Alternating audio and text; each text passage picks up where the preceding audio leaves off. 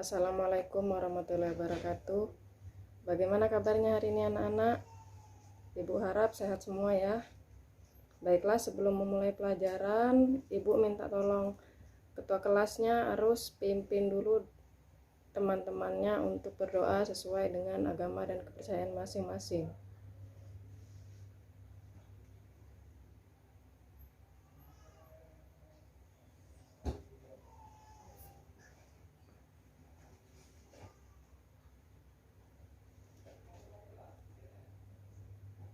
Nah, hari ini siapa ya yang tidak masuk?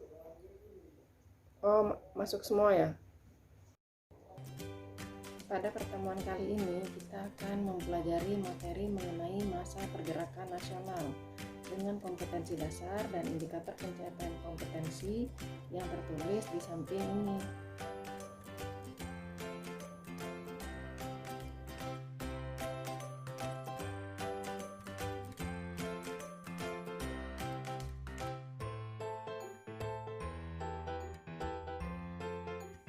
Nah, untuk tujuan pembelajaran yaitu setelah mengikuti proses pembelajaran, siswa diharapkan dapat 1. Menganalisis mengenai latar belakang lahirnya kebangkitan nasional di Indonesia dengan teliti. 2. Menganalisis berbagai faktor yang menyebabkan munculnya pergerakan nasional dengan bertanggung jawab. Dan yang ketiga ini adalah indikator pencapaian kompetensi keterampilan, yaitu membuat tulisan analisis mengenai penjelasan faktor-faktor munculnya organisasi pergerakan nasional di Indonesia dengan mandiri.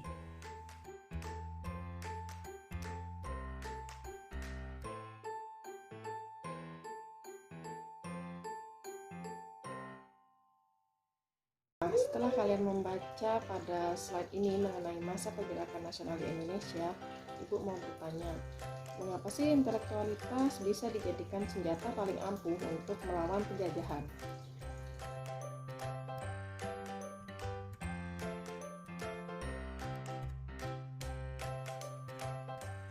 Nah, sebelum kita mempelajari tentang faktor-faktor munculnya pergerakan nasional di Indonesia, kita lihat dulu di slide ini, yaitu penjelasan mengenai hubungan politik etis dengan kebangkitan nasional di Indonesia pada tahun 1908.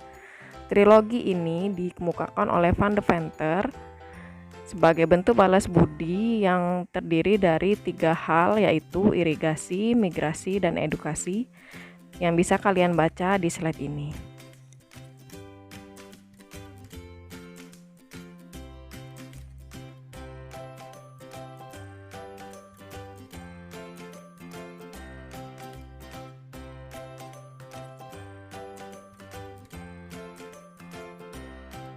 Jadi sudah jelas ya anak-anak bahwa politik etis terutama yang berkaitan dengan edukasi atau pendidikan adalah hal yang paling berpengaruh pada peristiwa kebangkitan nasional. Karena dengan demikian lahirlah golongan-golongan terpelajar yang memiliki kesadaran bahwa kemerdekaan harus diperjuangkan. Tidak hanya melalui perlawanan fisik namun juga secara diplomasi. Nah, di slide ini terdapat beberapa faktor internal dan faktor eksternal penyebab munculnya pergerakan nasional di Indonesia. Tahukah kamu apa sih yang dimaksud faktor internal dan faktor eksternal?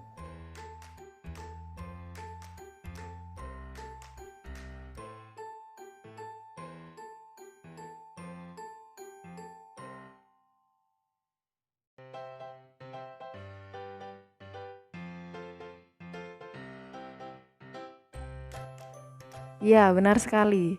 Bisa kita pahami dari uraiannya ya nak. Terlihat di situ bahwa faktor internal adalah faktor-faktor yang berasal dari dalam negeri, sedangkan faktor eksternal adalah faktor yang berasal dari luar Indonesia. Baiklah, itu tadi penjelasan mengenai faktor-faktor penyebab munculnya pergerakan nasional di Indonesia. Nah, kegiatan selanjutnya adalah mengerjakan lembar kerja peserta didik. Di situ kalian bisa menemui berbagai soal analisis yang harus kalian kerjakan, dan terdapat pula soal mengenai faktor internal dan faktor eksternal yang harus kalian jelaskan. Kalau tadi hanya sedikit uraian tanpa penjelasan, nah sekarang kalian harus mencari penjelasannya dengan boleh menggunakan sumber data dari buku ataupun dari internet.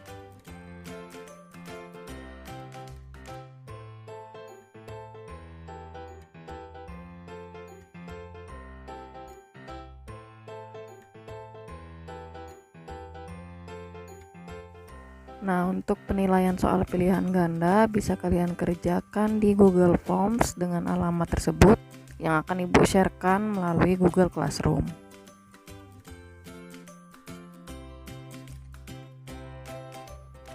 Nah, untuk tugas keterampilan, faktor internal dan eksternal yang sudah kalian jelaskan tadi, kalian lengkapi lagi dengan gambar-gambar atau foto yang mendukung mengenai penjelasan tersebut. Misalnya, mengenai kemenangan Jepang atas Rusia, bisa kalian tampilkan gambar peristiwanya. Atau mengenai kejayaan masa lalu, kejayaan apa sih yang pernah dialami oleh Indonesia, terutama pada masa kerajaan-kerajaan. Selain itu, tokoh-tokoh misalnya yang mencetuskan nasionalisme dan berbagai macam paham-paham yang berkembang sehingga memunculkan pergerakan nasional di Indonesia, dan berbagai hal lainnya, foto atau gambar yang bisa mendukung mengenai penjelasan dari faktor internal dan faktor eksternal yang sudah kalian tuliskan. Nah, sebagai pedoman untuk mengerjakan tugas keterampilan tadi, Ibu sertakan rubrik penilaiannya. Di sini Ibu akan menilai mengenai kelengkapan isinya, bahasa yang baik, hasil analisis, dan gambar-gambar yang mendukung. Jadi kalian bisa maksimalkan sampai skor maksimal sesuai dengan rubrik penilaian ini. Nah, jangan lupa juga sertakan sumber datanya, sumber data buku ataupun internet yang mendukung hasil analisis dan gambar-gambar yang kalian ambil untuk tugas keterampilan ini. Baiklah, sekian pelajaran pada hari ini. Untuk kesimpulannya jelas bahwa intelektualitas adalah alat atau senjata utama untuk melawan penjajahan pada masa pergerakan nasional. Untuk kesimpulan lainnya bisa kalian tuliskan di lembar kerja peserta didik. Sampai jumpa pada pertemuan selanjutnya. Tetap jaga kesehatan, tetap jaga jarak, dan jangan lupa pakai masker. Jangan lupa juga kerjakan tugas-tugasnya. Wassalamualaikum warahmatullahi wabarakatuh.